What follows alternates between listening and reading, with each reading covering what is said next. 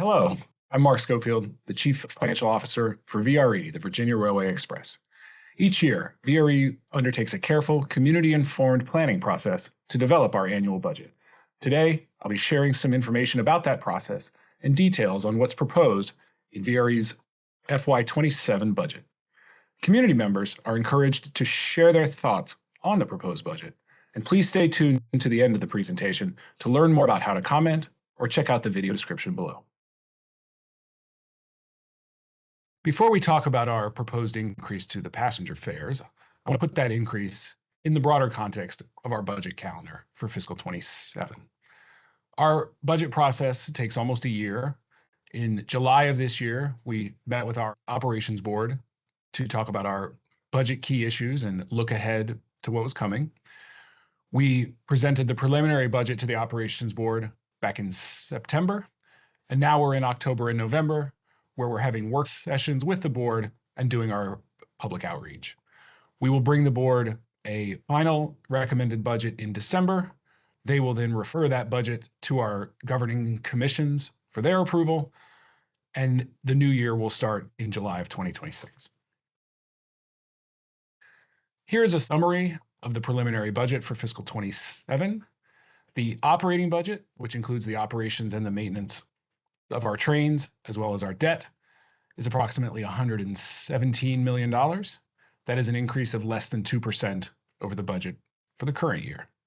Our capital budget then, which supports all of our major investments in capital programs and projects, we expect to obligate approximately $89 million of money coming from the FTA, the state, and regional and local funds. One of the highlights of the budget, of course, is the proposed increase to the passenger fares. Our last fare increase was 2 years ago in 2025, and that was also 5%.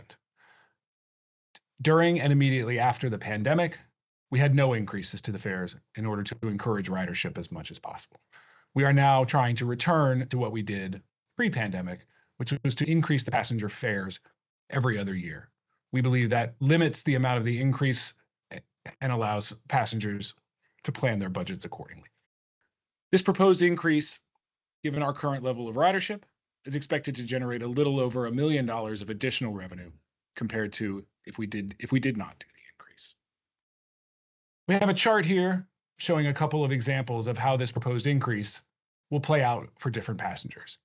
We have a couple of monthly tickets there in the first row, zones 9 to 1 and zones 6 to 1. Then we have an example 10 trip from zones 6 to 2. And then we have an example at the bottom of one area where we are not going to have an increase in the fares. And that is for our sort of urban core rides. If you're going from zone 3 to 1 or 2 to 1, that the price of that trip will remain the same.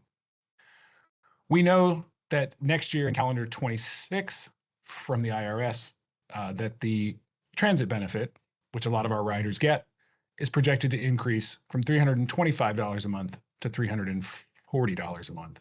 And most tickets on VRE, except for the very longest distance monthly tickets, will still be covered by the federal transit benefit.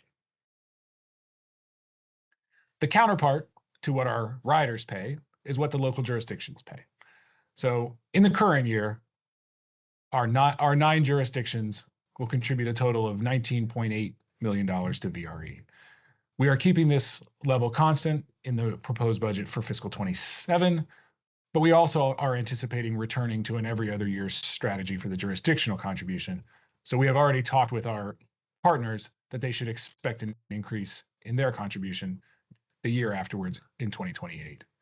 The allocation of that total $19.8 million to each jurisdiction will be in accordance with the most current survey results that we have, where basically the more riders that you have that come out of your jurisdiction, the more that the jurisdiction pays. With this proposed increase, we are projecting approximately $28 million in passenger revenue next year. That would be a significant increase over our projection for the current year, primarily due to the increased ridership that we have seen as federal government employees have returned to the office. We still have not reached back to the level of ridership that we had in 2019 and we are still relying on pandemic relief money. Our preliminary projection is that we will need approximately $28 million of pandemic relief money in 2027, but given the growth in ridership that we're seeing, that is less than what we're using this year. So the trend is in the right direction.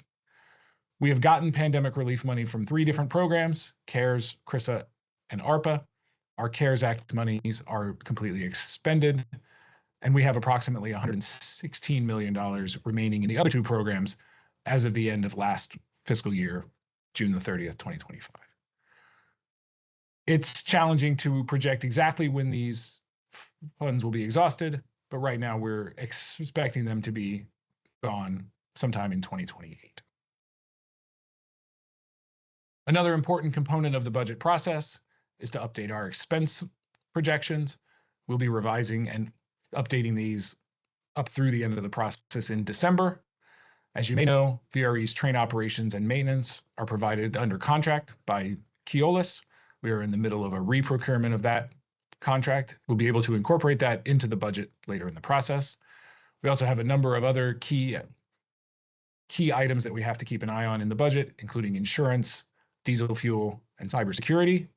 And of course, we're always trying to make VRE run more efficiently and effectively, and we're looking at targeted areas that we can reduce our departmental expenses. Moving briefly over to the capital program, as mentioned, we expect to obligate about $89 million of new money in fiscal 27. These capital investments are directly informed by our new system plan, which goes out to 2050. As you may have heard, the vision for VRE is to shift from being a commuter railroad, serving primarily peak hour and peak direction trips, to serving riders all over the region at all times of the day and all days of the week. So we'll be looking to add off-peak, reverse direction, and weekend trains as we develop in the coming years. We are working with our FTA partners on programming our FTA grants, and we are working internally with our project managers for scope, schedule, and budget updates on all of our capital projects. With that, I want to say thank you for listening to this presentation, and we would encourage you to make a public comment on both the proposed fare increase and on VRE's budget. You can make those comments by mail, by email, and by telephone. Thank you.